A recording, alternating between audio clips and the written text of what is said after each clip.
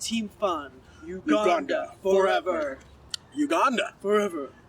They never put that in, but we said it so many times. We're not But Marvel. I was like, yo, Floyd is the, what is it called? Black Panther. The Black Panther. This was like these past 2 legs. Our story is we do well at the challenges. We just get like a really slow cab driver. Yeah. And so I think our cabbie just like either took a really indirect route or was just slow. I like really don't know. There's a YouTube video You think she where knew who we were? Probably. She was like, "Oh, Team Fun." Yeah. There's a YouTube video and it shows us like learning from Frank and then freestyling with Frank, and then Frank freestyled. Yeah. Like he spoke in whatever language, I don't know. Luganda. Yeah. But Oh yeah. but they like, and he rapped, but then It was quite good. they like cut that part short, and Yeah. that was a bummer because he was bopping. It's like if you take one wrong turn in that situation, I mean that's gonna put you back 20 minutes, Yeah. if not more, because we literally like weren't moving, and we kept being like, can we get out and run? No, and then he'd be like, we're like, do we just run? Because And we saw the mosque on the hill. Yeah. So we're like, should we just get out of our cab and run to the mosque? Yeah, and we're like, how far is it? Like, do we just run? We kept 'Cause being in traffic this like was so battle of like, should we just run? Like we're just sitting there. And you remember his gas was on E? Oh yeah. Well, so the minaret. It's like, what's a minaret? Yeah, we had no idea. We're like, count this. What's the? Yeah. Like, that thing looks like it has stairs. That's where those really nice costumes. I thought those were really like beautiful. We had no problem counting the stairs. It's peculiar why so many people had such trouble Yeah, I counting know. from 1 to 272. Duh. We don't really have any insight. No, In that. the Floyd was like, well, it was sections of 8 stairs, Yeah, so I know. actually, I knew I break it down, it had- and I was counting I was counting how many sections of stairs there were, and how many stairs at No. the same time, because he can just fold his brain I that knew way. it was multiples of 8.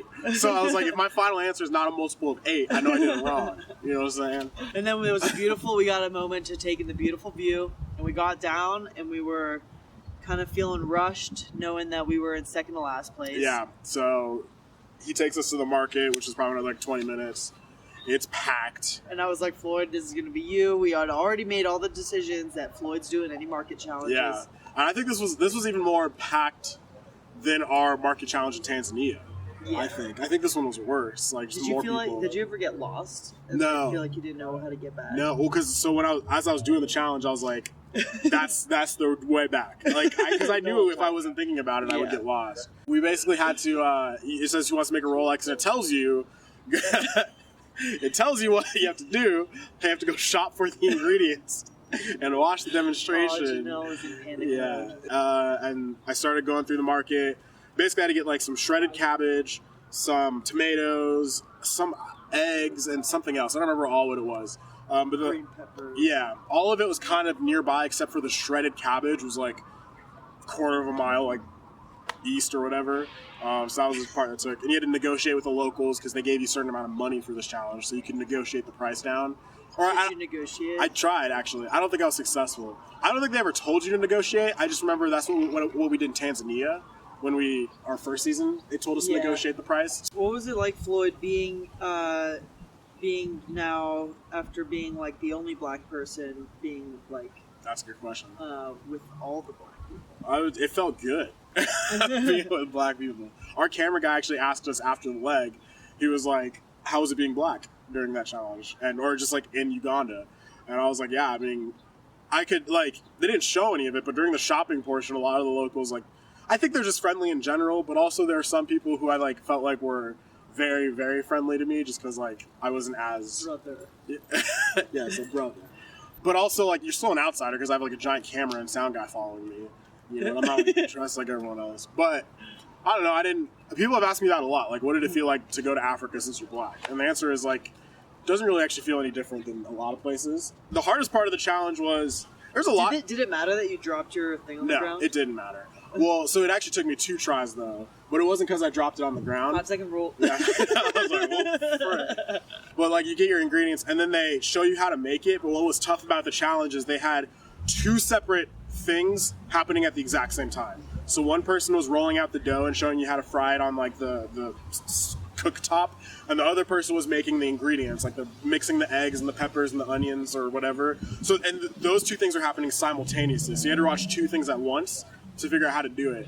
So the reason I didn't pass it my first time was because one, my like bread dough circle wasn't big enough.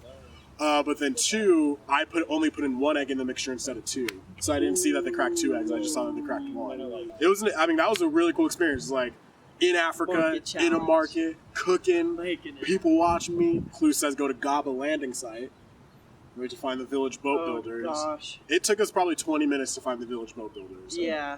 And, well, go ahead. You go. I was going to say, what they haven't shown is like for the past like 2 legs, we're all freaking out about a U-turn. So we're like, the U-turn's definitely Uganda. I forget about that. Like everyone is so, like that's pretty much all people talk about is like U-turns. Who's going to U-turn who? When is the U-turn? There's always such a, yeah. Like, but then we get there and we see everyone doing their little log stacking onto the bikes and we're like, where's the boat builders? Well, when they weren't responding to us, I was like, they U-turned us. U-turned us. That's why they're not talking to us. Conspiring against us again. And then we finally found it. Yeah. And then so in the direction we had gone multiple times already. We never went far enough up the hill because we were convinced, at least I was, that it was next to the water. Yeah. Like boat builder has to be close to the water, where you actually had to go like inland a little bit. Yeah, we decided physical challenge because it just, from watching the race in the past, it always seems like a physical challenge is if you have the capability is faster one. I don't know. I think, but maybe I don't know. Somewhat equal. Yeah, those two seem. I had no idea, no context of the other ones. Like no. Yeah. If it was fast or not. But it was a gritty challenge. That was like real amazing race status challenge. Well, and when we got to Uganda, it was pouring rain. It was like storming. So like all the roads were muddy, everything was wet. This road had like all these speed bumps in it. So it was a process. Had to load up your bike with all the wood on the back of it and wrap it around. With these rubber, like basically like a bike tire, kind of like rubber that bunchy. Material. Yeah. And then. But the thing that I did was I was like, I know knots so well. I'm going to tie such a good knot. And then I tied a knot I tied like a bowline instead of a friction hitch thing. Which Rookie mistake. What? Like if you looked at the example, it's like you wrap it around and then you wrap part of it underneath so that you don't actually have a knot in there. You just have to like tug it and it'll undo itself because we had to keep undoing it and redoing it and undoing it because we had to do what four trips? Or 5 trips to do that. Yeah. And I tied a knot, and the only way I could get the knot out was to use my teeth, and it was nasty. It was nasty. In that moment, I was like, "This girl's a gangster," because I was like, "I'm not putting my mouth on that." Like the camera guys were like, "Oh no, you're gonna be sick." I didn't even think about it when she was doing it. I was like, "Oh, okay." I was like, this is right. I need to. But yeah, it took us like 4 or 5 trips. It was physically hard. Like I was in the front, like holding the front down because if I let go, it would just tip backwards.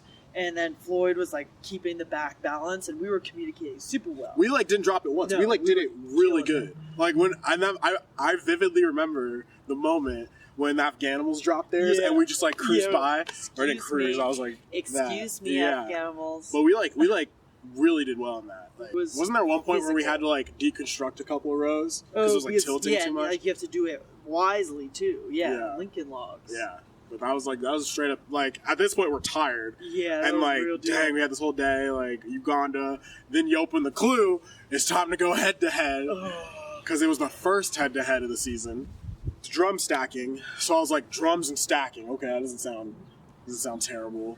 So you basically got in our taxi, and we were pretty much really close to Lake Victoria at that point. It was only, like, maybe, like, a 1/10 of a mile to this, like, resort nearby. It was actually kind of where the pit stop was. Well, that was the pit stop, but idiot.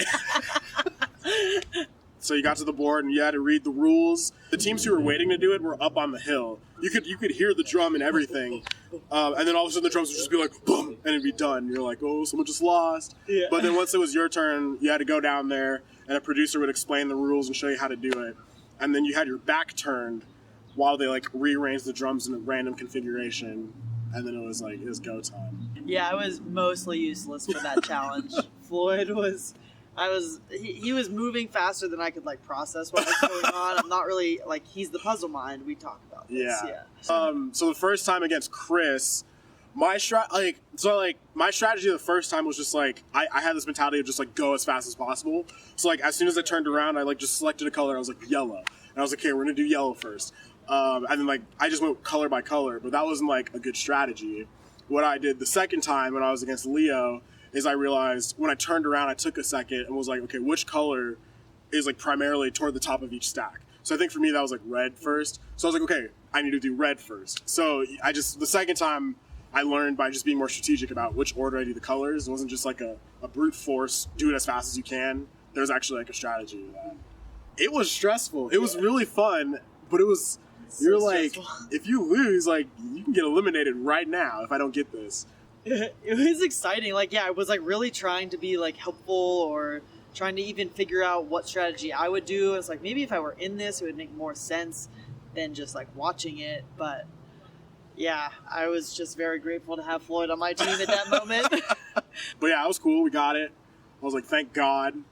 And then we just ran up the pier. It was a really beautiful pit stop, really beautiful greeter, beautiful fill. Yeah, that was beautiful. And then, yeah, it was a bummer that Brittany and Janelle got eliminated. I feel like you didn't really get to like, I mean, you've seen them on Big Brother if you watch those seasons, but like, I feel like you really didn't get to see them that much on this season. And they're like legitimately two of the funniest people. Like, so comedic and just so cool and down to earth. I didn't get to see that as much. But then they reach that panic button as soon as the race starts. Yeah.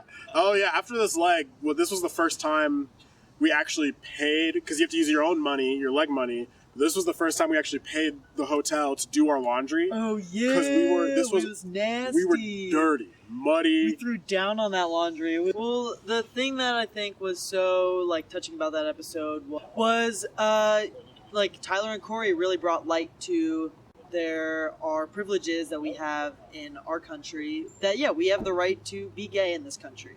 And in Uganda, like in our extra info when we entered the country, it said, like, do not show over affection towards each other, especially like same-sex people, because it's illegal to be gay and you can be sentenced to jail or worse. Yeah, I actually messaged Corey after the episode a little bit. I was talking about something else, and I was like, I asked him about that, and I was like, because I really didn't realize, like, I knew, but I didn't not until I saw him crying, like, did I realize like how impactful that was, and we had a conversation about that, and he said like, that was a really tough leg for them, and like he had that experience where I was like, I'm a black person in Uganda, so like I feel very comfortable, like a straight black male in Uganda versus a gay white man. You know, it's like that's the two sides of the spectrum of what you could feel in Uganda. But people also like were mad at the race for even like taking teams to that country. But like in my opinion, it's like that stuff happens in the world, and like it's a platform to show that. You know what I'm saying? Plus, like Corey said, go ahead. Well, as Corey said, like the people there were all super kind and loving and showing love, and the individuals don't necessarily all believe in and reflect the like what the government says. And also, I just want to thank you out there for that person who commented, "You two are so annoying, team annoying." Tell them why. Because like, thank you. Like someone out there, like everyone always gives us love, and we like it. Love is obviously great. That's what you want. We want it, but it's nice to hear like, okay, someone thinks we're annoying, because like I think we're kind of annoying. Yeah.